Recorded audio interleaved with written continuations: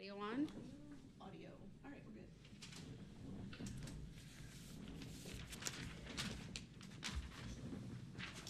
All right, we are back on the record. The jury has not been brought out just yet. I indicated I would address a note that was passed by Mr. Brooks to the court.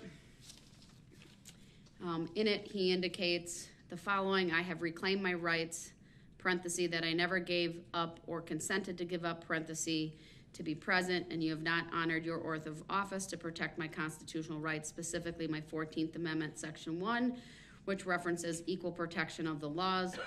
Would you like to explain this on the record, or should I will if you won't. I would like to make an offer of proof for my appeal on the record.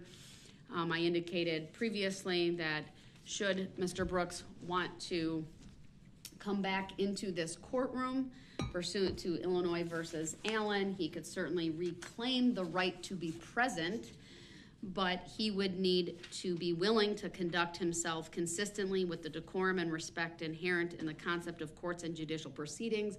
I specifically advise that he would need to pledge to not interrupt the proceedings. He has not done that, meaning he has not indicated he wants to come back, or that he will pledge to be courteous and follow the rules of decorum, and specifically pledge to not interrupt as I read through the jury instructions. And his letters or notes that he passed will of course be made part of the record, but I'm going to deny his request to make a further record for appeal, as I need to continue advising the jury of the jury instructions. So with that, Mr. Brooks will remain where he is at.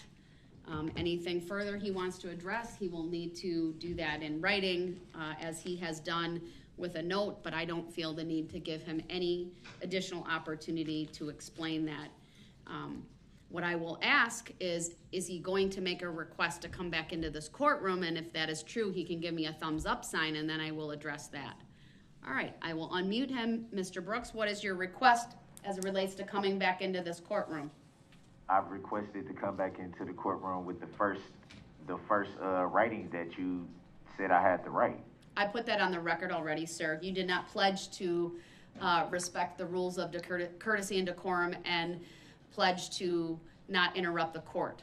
Are you willing to pledge that at this time?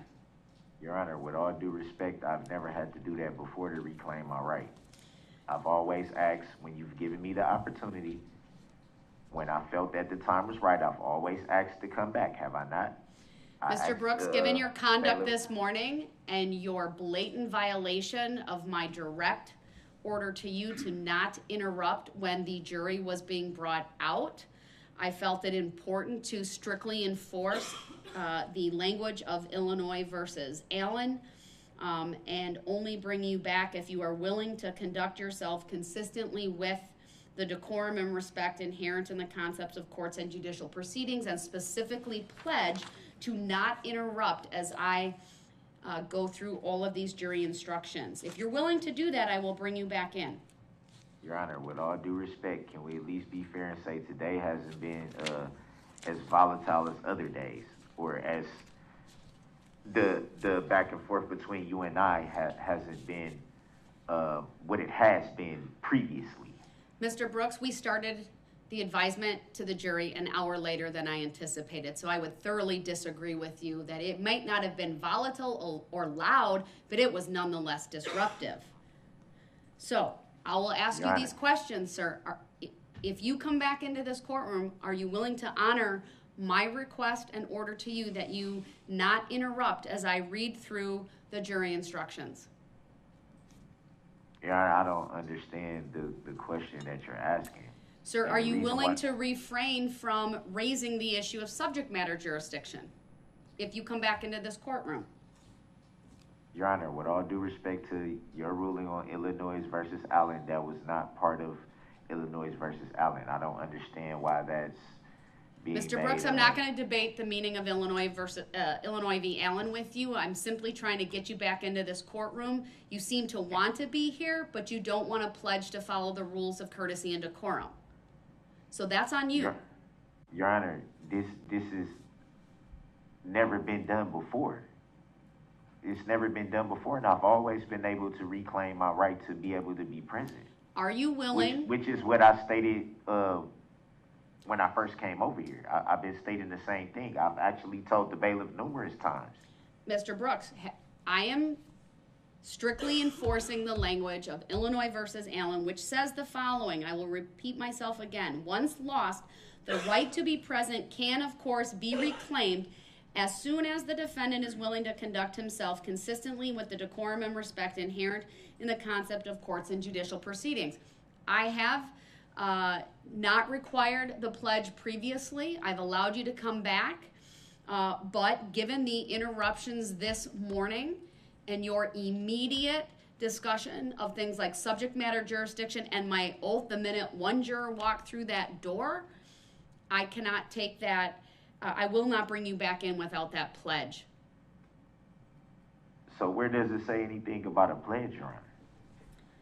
Sir, I'm not going to debate the language with you. I am establishing what I believe is a reasonable restriction on your right to come back into this courtroom based upon the history in this case of your repeated violations of the simple rules of courtesy and decorum and your failure to follow my very clear and direct requirement this morning that you not interrupt the reading of the jury instructions and you be silent once the jury entered the courtroom.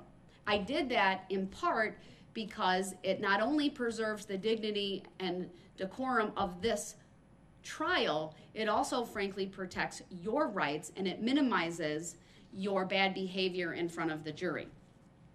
Your Honor, I didn't interrupt you while you were talking. I let you make your record without talking over you or interrupting you. Thank you. I would agree with you just now. The way that I'm interpreting, when you reference to me, with the Illinois versus Allen, where your ruling is coming from, the way that I interpret that is not the way that you're saying it to me now. That's why I don't understand what you're asking. I'm interpreting that in a totally different way.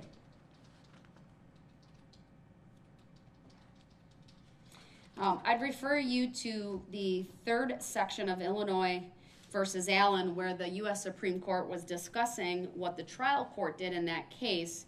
And it said the following: the trial court in this case decided under the circumstances to remove the defendant from the courtroom and to continue his trial in his absence until and unless he promised to conduct himself in a manner befitting an American courtroom. As we have said earlier, we find nothing unconstitutional about this procedure. So that is the authority, sir, in addition to the other quotation. I'll tell you this. I'll give you one more opportunity, sir. You can come back into this courtroom, but I do not want you to address or attempt to address subject matter jurisdiction or any of the other rulings that I've previously made. I need to continue with the advisement to this jury about the rules that govern their deliberations. That is the stage we are at.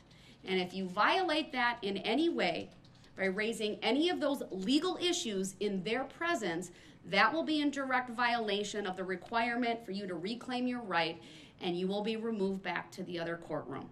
Did you hear me say that, sir? I'm informed, but Your Honor, now you just stated on the record if I raise these issues in their presence, but if they're not in the courtroom, it's not in their presence, correct? Sir, I can't bring them into the courtroom until you're here. I expect you during that short interval not to raise these legal issues that I've already addressed multiple times. So yes, I'm telling you, if you come back into this courtroom, I don't even want to have you raise any of those issues.